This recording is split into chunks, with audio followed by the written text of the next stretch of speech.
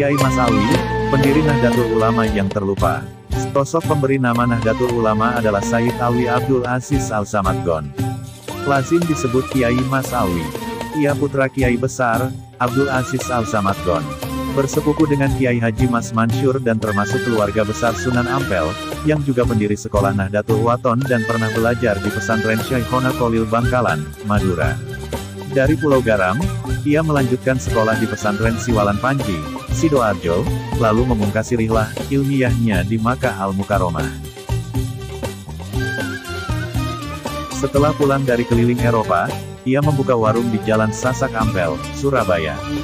Sebagaimana disebutkan dalam kisah berdirinya NU oleh Kiai Asar Syamsul Arifin, bahwa sebelum 1926, Kiai Hashim Asy'ari telah berencana membuat organisasi Jam'iyah Ulama, Perkumpulan Ulama. Para kiai mengusulkan nama berbeda. Namun Kiai Mas Alwi mengusulkan nama Nahdlatul Ulama. Lantas Kiai Hashim bertanya, kenapa mesti pakai Nahdlatul, kok tidak Jam'iyah Ulama saja? Sayyid Alwi pun menjawab, karena tidak semua kiai memiliki jiwa nahdah, bangkit. Ada kiai yang sekadar mengurusi pondoknya saja, tidak mau peduli terhadap Jam'iyah. Akhirnya para kiai menyepakati nama Nahdlatul Ulama yang diusulkan Kiai Mas Alwi. Seorang ulama berdarah Hadramaut, Yaman. Lantas siapakah sosok penting yang namanya jarang disebut dalam kancah pergerakan NU selama ini? Penyelidik isu pembaharuan Islam, Kiai Mas Alwi adalah salah seorang pendiri NU bersama Kiai Hashim Asy'ari, Kiai Abdul Wahab Hasbullah, Kiai Ridwan Abdullah, dan beberapa kiai besar lain. Mereka bergerak secara aktif di masyarakat sejak NU belum didirikan.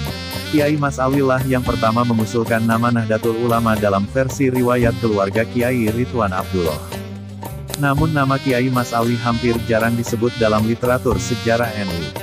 Apa sebabnya? Lantaran ia tidak memiliki keturunan dan dikeluarkan dari silsilah keluarga, sebagaimana yang akan tertulis di bawah ini. Hasil olah data dari karangan Ma'ruf Hosin, Wakil Khatib Syuriah NU Kota Surabaya dan anggota LBMPW NU Jatim. Riwayat ini berdasarkan kisah langsung dari Gus Solahuddin Azmi, putra Kiai Mujib Ridwan dan cucu pendiri NU, Kiai Ridwan Abdullah pencipta lambang NU.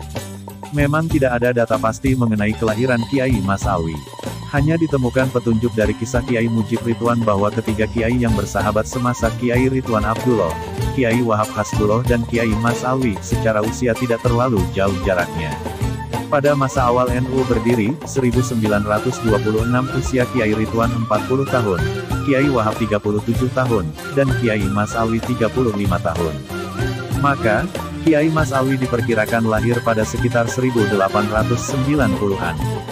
Ketiga kiai tersebut, bukan sosok yang baru bersahabat ketika mendirikan sekolah Nahdlatul Wathon, namun jauh sebelum itu, ketiganya telah menjalin persaudaraan sejak berada di pesantren Syekhona Khalil Bangkalan, Madura. Kiai Wahab dan Kiai Mas Alwi adalah dua kiai yang sudah terlihat hebat sejak masih nyantri di pondok, terutama dari sisi kecerdasan dan kecakapannya sebagai santri.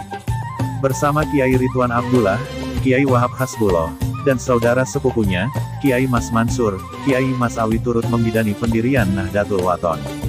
Saat itu, Kiai Mas Mansur menjabat sebagai kepala sekolah, sebelum terpengaruh pemikiran pembaharuan Islam di Mesir yang kemudian menjadi pengikut Muhammadiyah. Mendalami Renaissance Islam. Saat merebak isu pembaharuan Islam, Renaissance, Kiai Mas Mansur, adik sepupu Kiai Mas Alwi, mempelajarinya langsung pada Muhammad Abduh, Rektor Universitas Al-Azhar, Mesir. Maklum, Kiai Mas Mansur berasal dari keluarga yang mampu secara material, sehingga dapat mencari ilmu hingga ke Alexandria, Mesir, sana.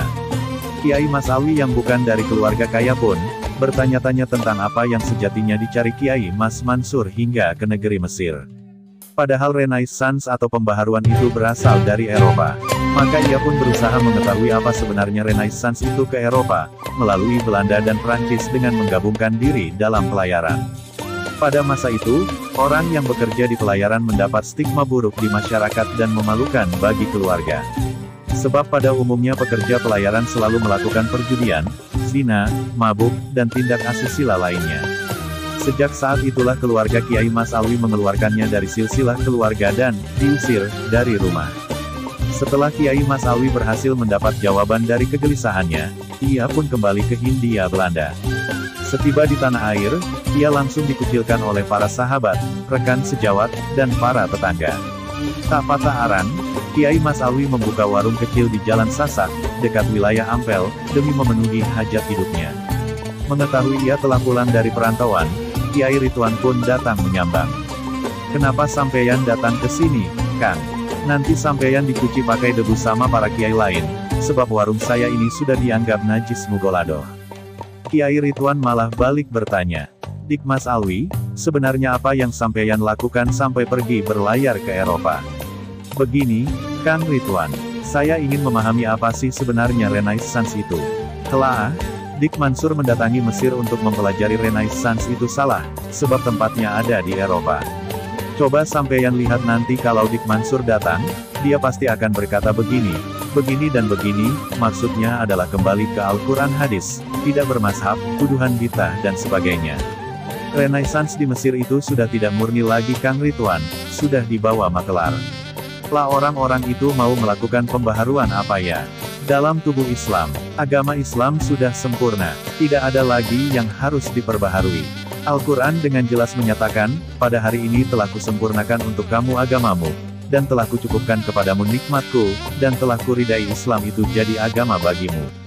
Al-Quran Surah Al-Maidah ayat 3, inti dari perjalanan Kiai Mas Alwi ke Eropa adalah, Renaissance yang ada dalam dunia Islam adalah upaya pecah belah yang dihembuskan dunia Barat, khususnya Belanda dan Prancis.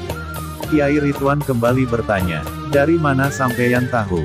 "Karena saya berhasil masuk ke banyak perpustakaan di Belanda." "Bagaimana caranya sampeyan bisa masuk?" "Dengan menikahi perempuan Belanda yang sudah saya Islamkan.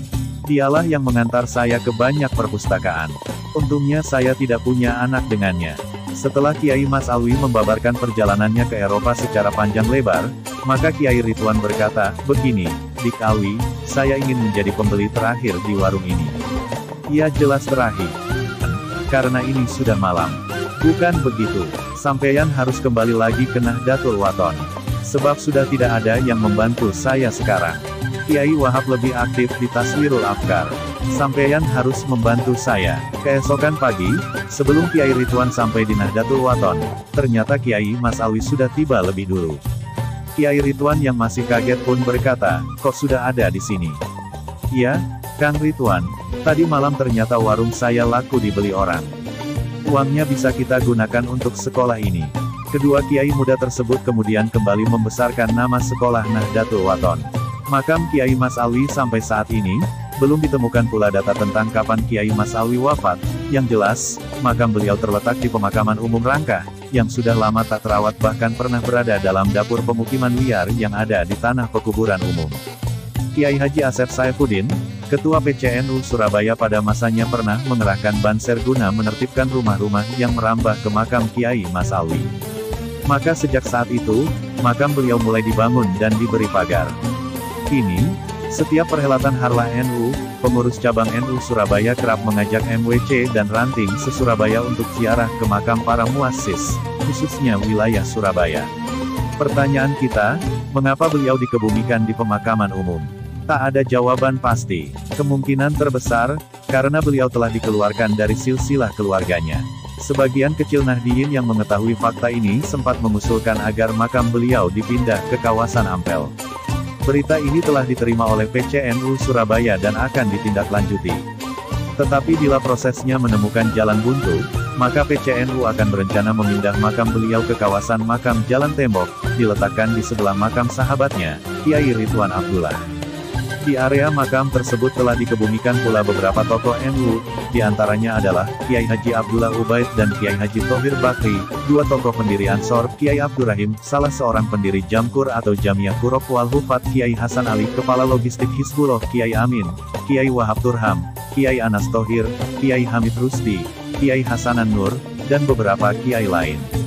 Sosok besar yang nyaris terpendam dalam kuburan sejarah ini, telah menanggung risiko serius dengan dikeluarkan dari daftar keluarga sekaligus hak warisnya.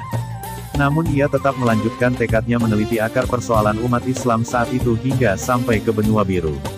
Sudah sepantasnya Muslim Indonesia harus menyertakan nama Kiai Mas Alwi saat nama para muassis NU lain disebut.